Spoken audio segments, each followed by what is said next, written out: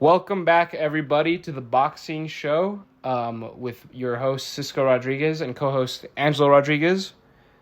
Good to be here. Good to be here. Today, we've got huge super fight history in the making here with Canelo Alvarez, the undisputed 168-pound champion. First undisputed 168-pound champion in the four-belt era, going against Jermell, that is Jermell, Jermell. Jermell Charlo, the smaller Charlo, who is undisputed at the 154-pound weight class. Jermell Charlo going up 2 weight classes to face Canelo. The reason this is history is it's the first time in the four-belt era that we've had 2 undisputed champions fight each other. Kind of interesting that it's jumping up 2 weight classes instead of just one single weight class. Real quick, your thoughts on that. What does that do for Canelo fighting somebody, even though it's 2 weight classes below? What does it do fighting somebody that's undisputed for him, in your opinion? Yeah, I think it's big. Canelo's had some great opponents. I mean, obviously, we all know his record.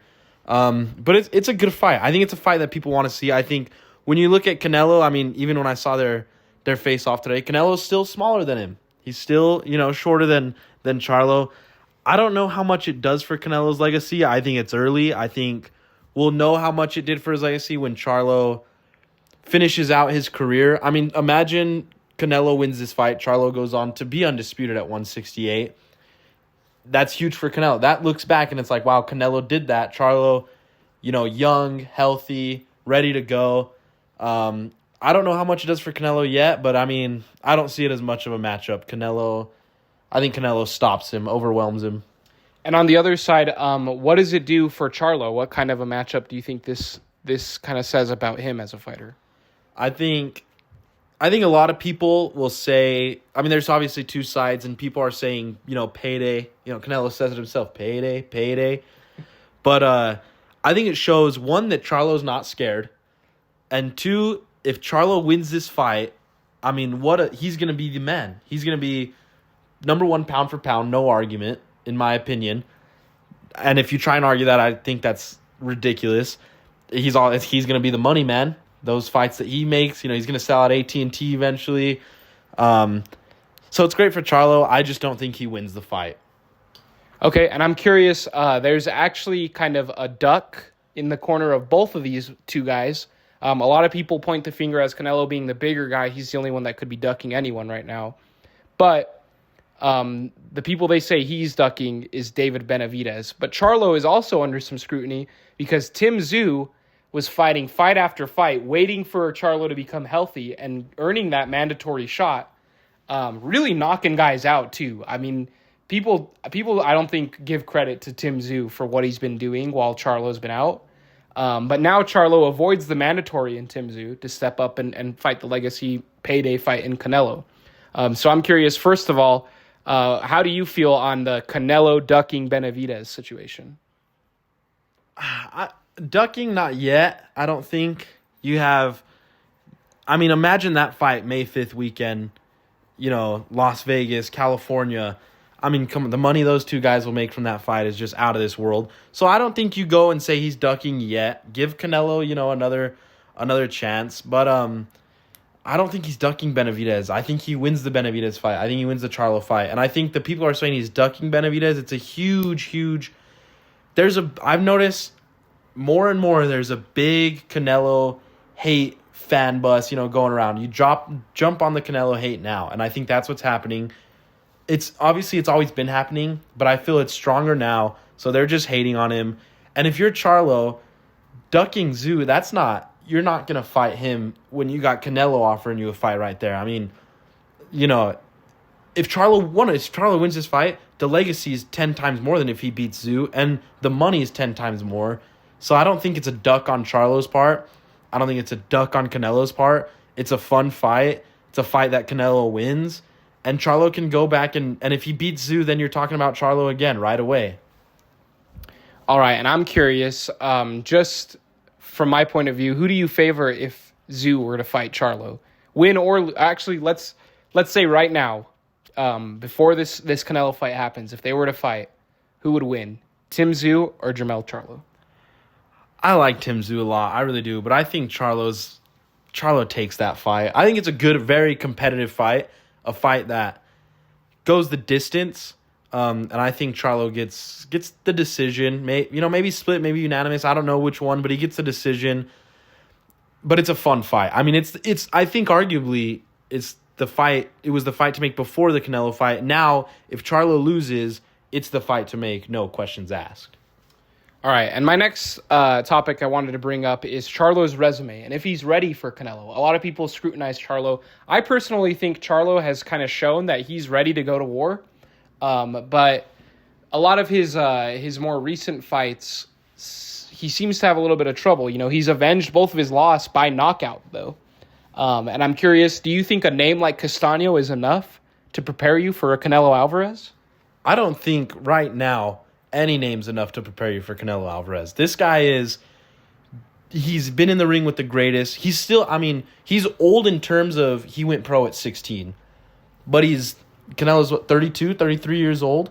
He's still very, very there. He's there to compete. I believe younger than Jermell Charlo, actually. Exactly. He's there to compete. He's there to fight. We know he'll go to war, but I like Charlo. I really do. I'm a Charlo fan. And I think Charlo's ready because when you get a fight like Canelo, you do everything in your power to be ready for a fight like Canelo. And let me ask you this on that same point. Canelo has faced some criticism for his recent performances, coming off of a loss against Bivol, who many didn't actually give a big chance against Canelo, even though he was a bigger and kind of undefeated guy, really technically sound in Bivol. I know I for sure went into that fight not thinking Canelo was in as much danger as he ended up being in that night. And then you have the really lackluster performance against Gennady Golovkin in the third fight where we had an aging Golovkin where Canelo did perform and win, but against a Golovkin that was that old, we expected maybe a stoppage. And then really a nobody in John Ryder. I mean, he's huge in the UK on that international stage, but in the world-class fighter stage, nobody expected him to go the distance in Mexico with Canelo Alvarez. So I'm curious, do you think the criticism on Canelo's recent opponents and performances has anything to say on what we'll see Saturday night against Charlo? Let's start with, first of all, and this is a topic we can get into on another podcast because it's not it's not too relevant now. Bivol is the best at his weight division right now. And I don't care what you want to say about Beterbiev. He's the best at his weight division right now. He wins that fight. I disagree. I say Beterbiev. Max Kellerman said boxing beats the fighter that Beterbiev is. Beterbiev wants to beat... Kellerman himself will say a twitchy fighter beats anybody any day. And Beterbiev is as twitchy as it gets with pop like crazy, man. Bivol beats... And I hope we get that fight because it'll be great. Anyway, let's focus on, Canelo. Sure, the performances maybe weren't there where people want him to be there. But maybe this is a chance for Canelo to say, hey, guess what? I'm still here. Or maybe Canelo shows us, hey, I've been fighting for a while. I am on my decline. And if he is, we'll see it this weekend. But also, sure, Golovkin was old. But Golovkin's he's a Hall of Famer. And Ryder, probably shouldn't have gone the distance Ryder. But it's not like he was never in danger in any of these fights except for the Bivol fight, where even then he took clean shots and didn't go down. Canelo's chins is proven as anybody's. So I think the criticism's not valid, but we'll see. This fight's very interesting because Charlo is hungry, and you can tell Charlo's hungry. So it's going to be interesting, and I think Canelo can get hit big in this fight more than once, more than twice, more than 5 times. He's going to get hit big, and so we'll see how he responds, and I think it'll be great. And I'm going to love it because I think Canelo stops him in the 10th round. One question I had for you regarding today's press conference. I saw some criticism saying that Charlo looked shook on a stage as big as we've seen. Obviously, Canelo has been to Guadalajara. He's been in Texas many times. Charlo has been on the big stage, but not a stage like Canelo, AT&T Stadium numbers kind of stage, the whole world watching you. Do you think that Jermell Charlo was shook on that stage at all? Do you think that he may have performance jitters, or do you think we're going to see the regular Lion on Saturday, and that we're gonna get the best Charlo that we can? I think he how do I explain it? Did he look maybe a little bit intense? Yes, looked maybe like he was out of his comfort zone, yes. But I think from what I've seen from Charlo, I like to believe that he comes in Saturday night and everything that he trained for, prepared for coming up to this fight, it shows. I think it shows. I think once he steps into the ring, maybe the ring walk's a little nerve-wracking, but he'll step in there, take a sip of water, take a deep breath, and the crowd noise, the arena will go away, and he'll just get in there and perform. And I hope that's the case, because if he does perform, it's a great fight. But I still think Canelo outclasses him, and like I said, I have Canelo by 10th round stoppage. Well, there's the prediction, and I'll let you explain more how you see the night going. But I just kind of want to get into my thoughts on Charlo and how my prediction's going to go into this night, because I think people are really overlooking Charlo. Jermell Charlo is not his brother. Jermell Charlo is not taking 2 years off for nothing.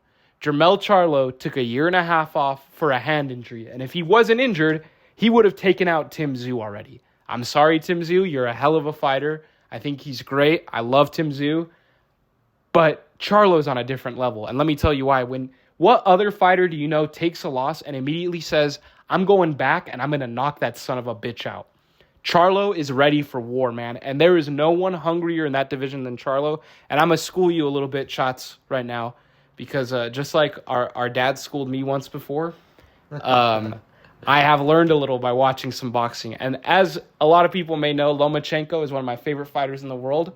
But too much fights does too much wear and tear on your body. Lomachenko should have beaten Teofimo Lopez. Lomachenko should have beaten Devin Haney. The reason he didn't was because he has an injured shoulder, a messed up shoulder, and an old body. Get off of and that. let me tell you something. Canelo Alvarez has an old body. He has fought way too much, and Jermell Charlo is a fresher fighter. He's an older fighter, but he's a fresher fighter, a bigger fighter, and he's got a great jab that he's going to use all night long that always gives Canelo Alvarez problems. And with that hunger, I'm sorry, but hunger overrides a golf hobby, okay? Canelo Alvarez, there's no hate to Canelo. Canelo is a Mexican goat. Canelo. No, there's no hate. Canelo is a Mexican goat, but at one point, it stops becoming about, I'm chasing, and you're living comfortably. You don't have that edge anymore. And I think we're seeing that Canelo past that prime. I think he's ready to kind of live the celebrity lifestyle, prize fighter lifestyle. He's not chasing titles anymore. And I think Charlo has a chance to be undisputed again. He just fought Bivol to chase the title, to chase and legacy. He lost. That's the bad That's decision. Not his fault for That's going a up. bad decision. It's not his fault He's for going done. up. He's over the curve already. It's over for Canelo. Unfortunately, he should fight Jake Paul in the future, one day, in a few years maybe. But I'm saying he should avoid these younger guys that are really hungry, and that's Jermell Charlo right now. Think about this. If Canelo wins, there's no way he's number one pound for pound. Crawford will still be above him. I think in most people's eyes, and in my eyes, he will be. If Jermell Charlo beats Canelo Alvarez, I think that moves him to the number one spot. What bigger motivation for a guy do you need than to get that number one spot? Now, here's the thing. The reason I see this going anyway is Canelo's been going on the press rounds talking about how he won't fight Crawford. Crawford's too small. They won't give him credit. I think when Canelo sees how tough of a fight Charlo gives him, Canelo may step back a little. He's known to be a bit of a slow starter, and he may give up enough rounds for Charlo to slip by with that decision. Now, if that happens, luckily we see Crawford beat on Charlo. But I'm just saying, people are overlooking Charlo too much, and he's a dangerous fight for Canelo. And if Canelo takes him lightly and has been golfing a little too much, which I think he has been, Charlo's going to steal some rounds early in the fight and survive late in the fight to steal that victory away. I have Charlo winning by a split decision in Vegas. Here's my question then. What happens when Canelo stops this guy in the 10th round? What do you say about that? Because now he's fought the fresher, hungrier fighter. So what do you say about Canelo? Even if say Canelo goes in and dominates this fight, okay? He wins 9 of 12 rounds, dominates the fight. Then what do you have to say about Canelo? Then that's a fresh Canelo, or are we going to say, yeah, but he's going to go fight Benavidez, who's a fresher fighter, younger fighter, and he's going to lose that fight. How long do we keep saying that? Sure, he lost a fight to Bivol, didn't look great in his next 2 fights, but won his next 2 fights, fighting a hungrier fighter. So what happens if he dominates this fight? First of all, he loses Charlo, like I just said. But secondly, Canelo Alvarez could win this fight, but he's not going to do anything as impressive as what Terrence Crawford did to Spence. That's fine. And that is against someone who's 2 weight classes below him. Whereas Spence and Crawford were at the same weight class, both of them in the top 5 pound-for-pound position when they fought. Canelo Alvarez is going against Charlo, who's not a top 5 guy in most people's book. So Charlo is risking very little for a huge reward that I think is a great gamble. Canelo is risking way too much for a smaller reward, and I think it's coming to bite him in the ass. That's fine. I'm not arguing that Canelo needs to be number 1 pound for pound after this. I don't think he does. In my eyes, Canelo wins this fight. He sits right where he needs to be, number 4. That's just the realistic evaluation for Canelo. Canelo doesn't make number 1 pound for pound unless he beats somebody at 175. That's just a fact, okay?